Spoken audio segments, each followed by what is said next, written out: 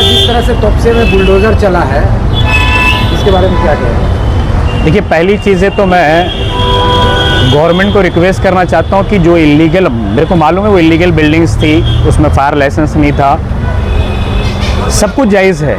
आपने जो एक्शन लिया, मैं ये नहीं बोल रहा कि इलीगल एक्शन है आपने जो किया है, बट जब मैं क्वेश्चन तब का उठाना चाहता हूँ कि जब वो बिल्डिंग्स बन रहे थे, तब जो अधिकारी म्युनिसिपल कॉरपोरेशन में थे या फिर जो थाना, वहाँ से पैसा लिया जा रहा था, तो उस वक्त रोका क्यों नहीं गया? इसमें जो भी नुकसान हो रहा है वो नुकसान ना प्रमोटर का है, ना नेताओं का है, ना थाना में जो पैसा खाया उसका है, ना म्युनिसिपल कॉरपोरेशन में जिसने पैसा लिया है एम्प्लॉई, ना उसका नुकसान तो है नहीं। नुकसान उस गरीब तबके के लोग जो अपने बिल्डिंग्स में कहीं पे फ्लैट लिए हैं, कहीं पे अपना दुकान किया हो, कहीं पे अपना बिजनेस का कुछ किया हो, नुकसान उन लोगों का है।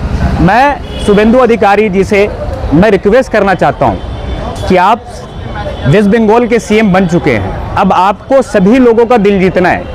आपके पास वो लॉ है जो आप सदन से पारित करवा सकते हैं, रेगुलाइजेशन ऑफ बिल एक्ट पारित करके आप लेके आए, जो भी उसका फाइन हो, जो भी उसका रास्ता आप निकाल सकते हैं निकालें, और उसको जितनी भी बिल्डिंग्स इलीगल है पूरे, I am not talking about खाली तोपसिया, जो भी कलकत्ता में जितनी भी इलीगल बिल्डिंग्स है उनको रेगुलाइज करने की आप कोशिश करें।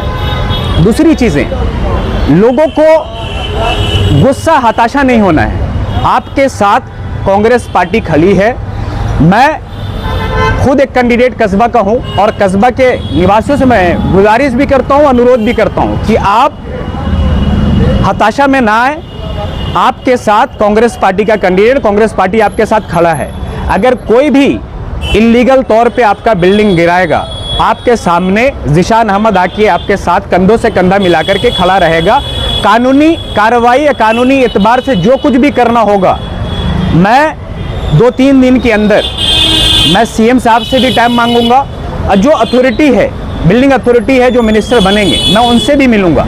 उनसे मिलकर मैं यही गुजारिश करूंगा कि आप जो भी इलीगल बिल्डिंग्स है उनको आप रेगुलाइजेशन एक्ट ला के आप उसको रेगुलाइज करवाएं, और जो भी उस पर फाइन लगता हो आप फाइन लगाएं। इससे जो भी बिल्डिंग्स मालिक है या जिसके भी है वो भरने के लिए तैयार है। दूसरी चीज़ें मैं पूछना चाहता हूँ, उस हल्का के जो जावेद खान साहब एमएलए हैं, आज उनको आना था वहाँ पे, आप वहाँ पे नज़र नहीं आ रहे हैं। दूसरी चीज़ें, 66 नंबर वार्ड का ये केस है। काउंसिलर कौन है भाई? टीएमसी का काउंसिलर, टीएमसी का विधायक। टीएमसी का विधायक होने के बावजूद भी अगर वहाँ पे आप नहीं जा रहे हैं, आप अपने लोगों को रास्ता पे छोड़ दिए, लोग अपना डिसाइड नहीं कर पा रहे करना क्या है उनको। ये आज तो आपको वोट मिल गया है, आगामी जो आने वाले हैं, आप तो रहनुमाई कर रहे थे ना, 15 साल आपको उन्हीं लोगों ने वोट देके जिताया ना, तो आप उनके साथ आज खड़े नहीं उतरे हैं। मैं आपसे रिक्वेस्ट करता हूं कि आप मिनिस्टर भी रहे हैं, आप एमएलए भी हैं, आप भी रेगुलाइजेशन बिल जो एक्ट सदन से पास हो सकता है वो आप लाएं और उठाएं, और आवाज़ उठाएं। आप शुभेंदु अधिकारी से पूछें। मैं बिना जीते हुए, मैं जब कर सकता हूं मैं इसके लिए मिचिल भी उठाऊंगा, एजिटेशन भी करूंगा कि अगर आगे वाली जो आगे चीज़ें आने वाली है, अगर किसी के पास फायर लाइसेंस नहीं है वो फायर लाइसेंस लें। किसी के पास अगर कोई धंधा कर रहा हो या किसी दुकान हो, उनकी लाइसेंस, ट्रेड लाइसेंस भी लें आप। कानूनी एतबार से जो चीज़ें आपको लेनी है, मैं वहाँ के निवासियों से भी अनुरोध करता हूँ कि आप प्लीज़ जल्द से जल्द आप ट्रेड लाइसेंस भी लें। फायर लाइसेंस अगर आपको ज़रूरत पड़ता है तो फायर लाइसेंस भी अप्लाई करें। डरने की कोई बात नहीं है। जब बिल्डिंग बना था, आज शुभेंदु जी वहाँ पे सीएम है, सरकार में वो भी थे, उनके टाइम में भी इलीगल बिल्डिंग्स बनी थी जब वो टीएमसी के साथ थे।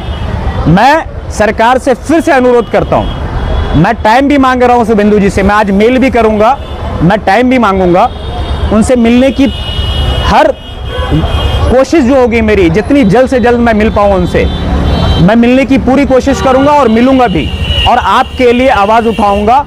और कभी भी आपको ज़रूरत पड़े मैं आपके साथ खड़ा हूँ। एमएलए साहब खड़ा हो या ना हो, आपका काउंसिलर आपके साथ खड़ा हो या ना हो, आपका कांग्रेस का जो कैंडिडेट है आपके साथ खड़ा रहेगा।